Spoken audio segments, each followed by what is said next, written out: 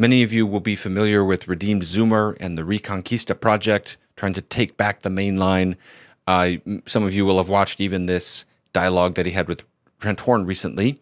And I wanted to weigh in on some of these things. I came up a little bit in the conversation. I was thinking about it. So I was texting with Redeemed Zoomer. I'm just going to call him Redeemed Zoomer in this video. I love the guy. We've got a good relationship. I agree with him on a lot of things, and we're brothers in Christ. We also have some disagreements. So I was thinking about offering some thoughts. He said, yeah, absolutely, go for it. But we're also going to do a dialogue. We thought the best thing is I'll put out 2 quick points of pushback here, and then we'll also sit down. That dialogue will come out about a week after this. But to be clear, let me just state the big picture up front to set up for further dialogue is I hope the Reconquista movement succeeds. I think it's a wonderful thing if there's a wayward church or group within the church and people are compelled to try to reform and draw it back to orthodoxy. I think that's a very noble goal. I think it's always a matter of wanting to be realistic about when you can do that and when you can't and so forth. And so hopefully we'll talk through all of that, but I'm not against that. I think that's great. My concerns are with his criticisms of those outside the main line, especially with evangelicals. And so let me unfold 2 points of pushback to set us up for further discussion here. Number one, I think it's very problematic to associate evangelicals and Anabaptists. And number two, I just want to emphasize this point. There is a time to separate, and I'll explain what I mean by that. First, are evangelicals like the modern-day Anabaptists? I do find a lot more agreement with Catholics than evangelicals, but so did Martin Luther and John Calvin. They were much harsher against the Anabaptists than they were against the Catholics. Right. And the evangelicals today are basically the same as the Anabaptists, not identical, but evangelicals don't really have any continuity to any group. So the same things that the Reformers condemned the Anabaptists for are the same things that evangelicals believe, namely anti-institutionalism and no views of sacramental efficacy. Right. And no respect for church history. I think this association, evangelical Anabaptist, is very problematic. And I would just unfold here. First, a smaller concern about terminology, and then a larger, more substantial concern. Just about terminology, let's talk about this word evangelical. In Redeemed Zoomer's taxonomy, you've got the people outside of Protestantism, and then you've got Protestants, and then you've got the evangelicals. And the Protestants are those that are like following the magisterial reformers like Calvin and Luther, and the evangelicals are like the Anabaptists, on whom Calvin and Luther poured a lot of contempt. And I think this use of language is very eccentric. The terms Protestant and evangelical are kind of apples and oranges. They're different categorically, and historically they've had a lot of overlap. Most recently, the term evangelical basically just refers to your position within the fundamentalist modernist split. So it means you're not a liberal or a fundamentalist.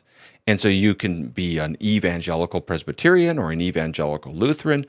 The founders of Fuller Seminary were parts of historic denominations. Harold John Ockengay was an evangelical Congregationalist. Carl Henry was an evangelical Baptist. Gleason Archer was an evangelical Presbyterian originally. You've got the evangelical Anglicans like John Stott and J.I. Packer.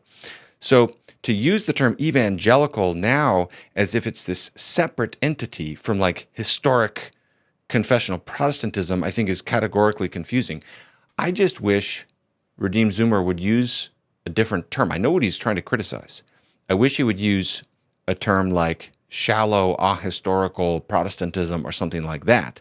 The term evangelical has too long and rich a pedigree and too biblical an etymology to use it now in this more derisive way. I'd rather rehabilitate that term, and I just don't think it maps on as this like separate category from mainline Protestant. I just don't think it lines up. I also don't think the word non-denominational is particularly helpful. By the way, you can find non-denominational churches that are highly institutional, highly liturgical, highly theological. That's another term that gets used as in this more generalized kind of way.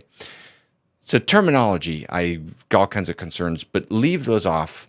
The more important issue is this, that whatever terms we use, even if you used a different term, it's really problematic to associate modern-day evangelicals with Anabaptists as though the modern-day evangelicals are as much at odds with Luther and Calvin as the 16th century Anabaptists were.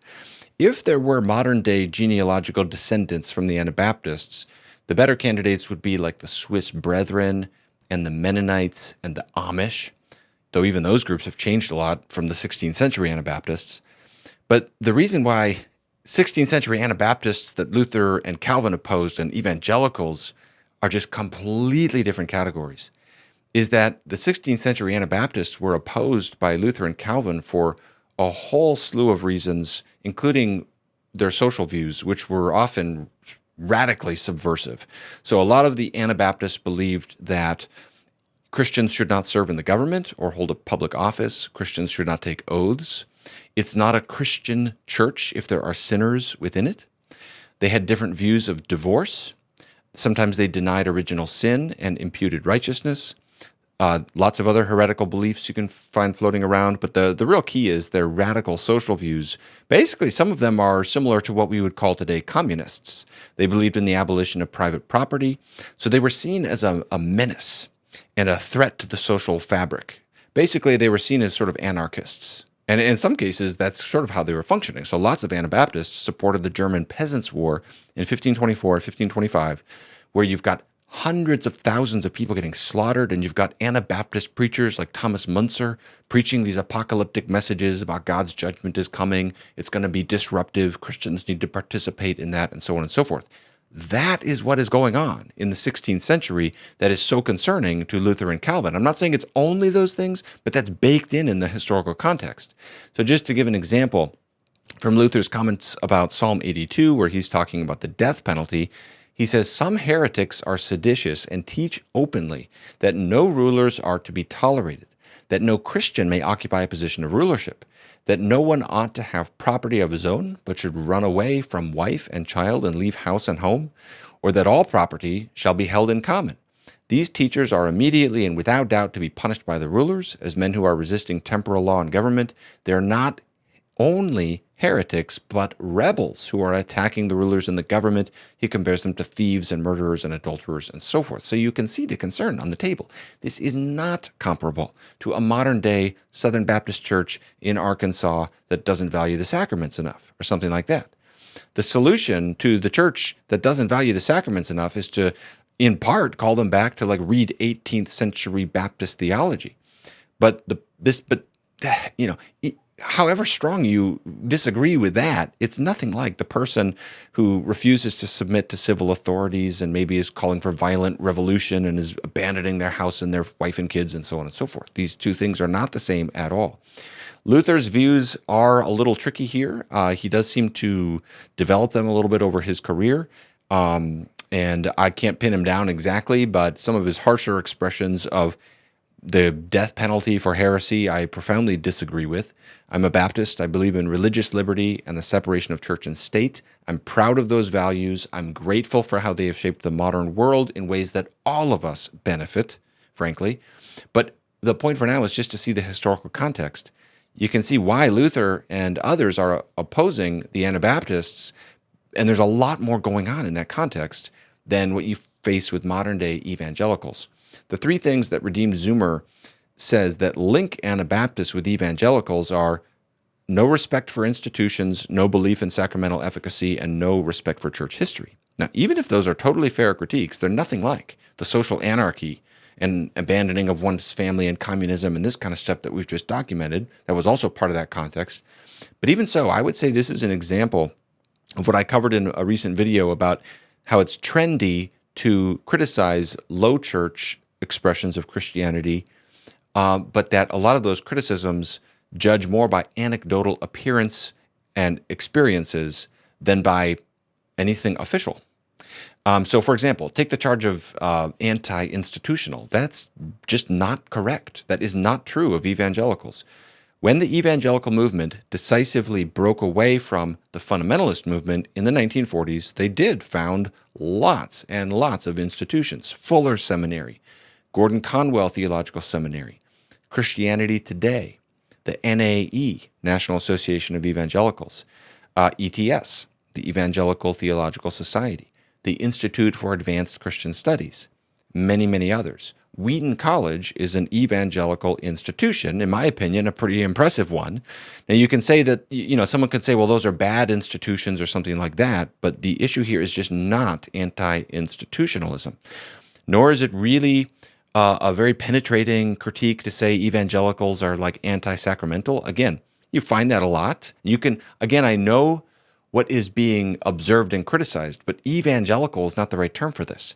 Take the great evangelical awakening of the 18th century. I have a whole video about how profoundly God has used John Wesley. It's just unbelievable. John Wesley had a very high view of the sacraments. There is absolutely nothing at odds with being an evangelical and having a high view of the sacraments. So that sort of judgment is more of an anecdotal and loose one.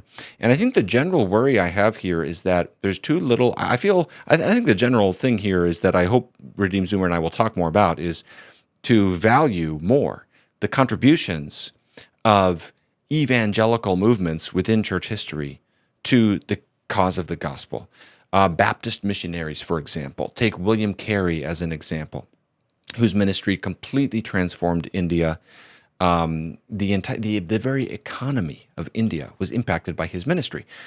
William Carey combined evangelism with cultural respect and scholarship and practical reforms, laying a long-term foundation. He built lots of institutions. He translated the Bible into over 35 Indian languages, including Bengali, Hindi, and Sanskrit. He helped establish hundreds of schools. He championed for education for girls, for vernacular education. He fought against the practice of widow burning, and his advocacy was influential in its eventual being outlawed in 1829. He campaigned against infanticide. He advocated for humane treatment of lepers and outcasts. Massive, massive impact. And he was a Baptist. And there's lots of Baptist missionaries like this. Adoniram Judson in Myanmar, Lottie Moon in China. These are churches that don't have a kind of strong institutional succession back. I guess the point is, tremendous good is done for the kingdom of God by these more evangelical and conservative separatist groups.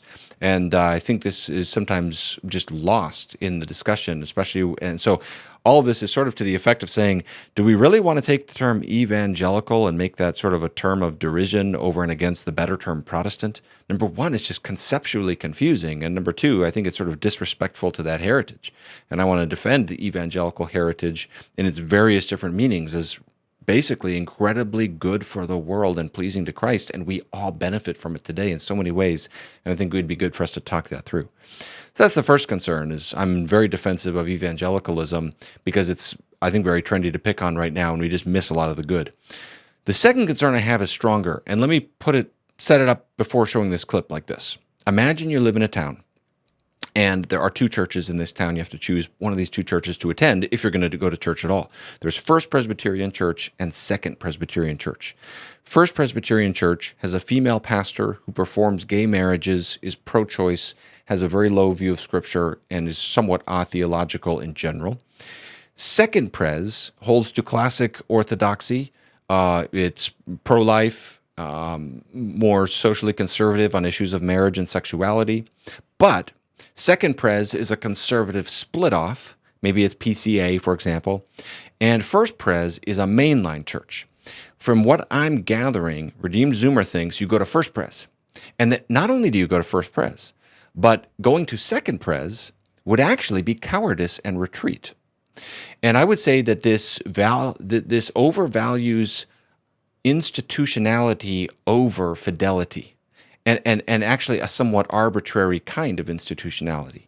And basically what I want to make a case here is no, sometimes it's okay to separate. And I'll explain that and make a case for that. But let me show his comments that spawned this thought of mine. If we're going to make apples to apples comparison, like you're going to compare the institutional Catholic Church with its doctrines and methods, the comparison must be then to an institutional Protestant framework, which might include then confessional Lutherans, Presbyterians, Anglicans, I guess.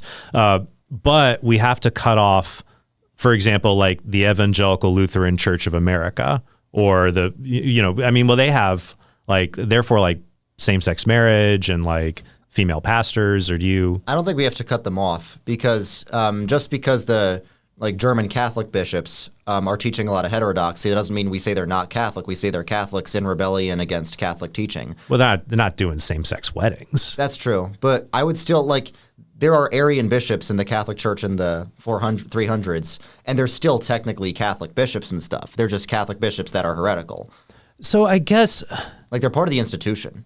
so you'd have a preference then for let's say like a mainline church that has these liberal views and female pastors versus, let's just say, a really conservative evangelical church that's straight down the line on abortion, same-sex marriage, male pastors only. Seems like you have a preference for the more liberal mainline one. Am I hearing this right? Yes, and that's kind of why I'm doing the Reconquista, because all the mainline denominations are liberalized to the same extent that the ELCA, the Evangelical Lutheran Church is. You just think they can be fixed? Yes, because Athanasius didn't split off voluntarily and start Athanasius' Free Bible Church in the desert when the majority of the church was hijacked by heretics in the 300s. Now let me start off this section with a quotation from Scripture. In 2 Corinthians 6, Paul says, "Do not be unequally yoked with unbelievers. For what partnership has righteousness with lawlessness? Or what fellowship has light with darkness? What accord has Christ with Belial? Or what portion does a believer share with an unbeliever? What agreement has the temple of God with idols? For we are the temple of God, as God has said." Then he's quoting from an Old Testament passage, and you can see in verse 17 there, the words, "Go out from their midst and be separate from them, touch no unclean thing." Basically, what I want to make an appeal for here is that there is a time for separation from apostasy. For there is a time where a willful separation from an institutionally established church is pleasing to God. Now, we'll need to explain this, and I'll need to work through this. This gets really complicated because even that word institutional, I'm thinking here of institutions that accrue over time throughout church history and do not have a direct divine sanction, okay? For example, the mainline denominations. Jesus Christ never said in the Bible, "Thou shalt always attend a mainline church," or something like that. So this is an institution that accrues over time. It has greater institutional backing, but it's not as though it has direct divine sanction or something like that. And basically, while I would grant that some Christians separate too quickly, and here's the deal, I'm often pushing in the direction of triage. I mean, I find this is needed a lot in the world right now. I am always talking about triage. I do a video on annihilationism, and a big portion of it is spent trying to say, hey, let's rank this. I think Christians often divide too much, separate too much. I expect Redeemed Zoomer and I will have a lot of points of agreement. I really like the guy. I consider him a friend in a way. There's lots of people I almost feel like I'm friends with, even if I've never met him in real life, because I just like him. God bless him, I'm not against him and his larger aims of wanting to bring mainline churches back to orthodoxy. The concerns are with the judgment against the evangelicals, the judgments, and then the concerns are here with the idea that you'll often get from him that it's cowardice to separate. And I basically want to say, as much as I'm often pushing in the direction of triage and, getting along amidst differences, there is a time to separate. And I just want to make a real quick case for that. And then we'll talk this through in person more in our dialogue. But since he mentioned the Arian controversy, let's go right there. It is absolutely the case that the Nicene Christians and the Arians separated from one another and did not fellowship and worship together, particularly in those years between 325 and 381, Ecumenical Council number 1 and number 2. So, for example, in the 370s, when the Arians take over huge sections of the church, the Nicene Christians in Antioch didn't just keep going to church with the Arians. They separated. They withdrew. They went outside the city and worshiped in fields surrounding the city that were typically used for military purposes. They had no beautiful buildings. They had no institutional power. But they understood that when the institution over you says Jesus Christ was created, that's a time to separate. You have to draw the line, not as an act of cowardice, but as an act to be faithful to God. Basically, the appeal here can be put really, really simply. Obey God rather than men. And this is the appeal made by Aphrahat, the 4th century Persian hermit, not to be confused with the earlier Syriac Aphrahat, where this is one of the Christians who's assisting with the pastoral oversight of the Nicene Christians in Antioch, since Meletius, the patriarch of Antioch, had been banished. And when he's headed off hurrying to the fields, Aphrahat is accosted by the emperor, who's more Arian. And this is what he's reported to have said: "I lived retired so long as the flock of the heavenly shepherd enjoyed peace, but now I see it torn to pieces. How can I sit quiet in my cell? Were I a virgin confined in my father's house and should see it take fire, would you advise me to sit still and let the house be burned, in which I should also perish, or leave my room to run and procure help, carry water, and exert my utmost endeavors to put out the fire? Now I know, in his heart, Redeemed Zoomer wants to put out the fire too. He wants to help, right? But the point that I'm making from drawing from this is that Offerhat did not consider it to be somehow a compromise or cowardice to go off in the fields and worship out there, separate from the institutional, established Arian churches that are now have taken over. And by the way, this anecdote is from Alban Butler's Lives of the Saints, which is an 18th century text that's a bit hagiographical, but it's enough to establish the point right now. The Nicene Christians did withdraw. Now, let me give a theological case from this from Francis Turretin, who's a theologian in the Reformed tradition that both Redeemed Zoomer and I would draw our identity to in some respects. Turretin references this episode with Offerhat. He doesn't quote the whole passage there. I had to go elsewhere to find it. But he quotes a lot of examples like this from church history to make the point that in his terms, quote, every secession is not evil and schismatical, but only that which is made rashly and unjustly. Put that in modern day parlance, there's a time to withdraw. There's a time to separate. And he uses lots of metaphors for this.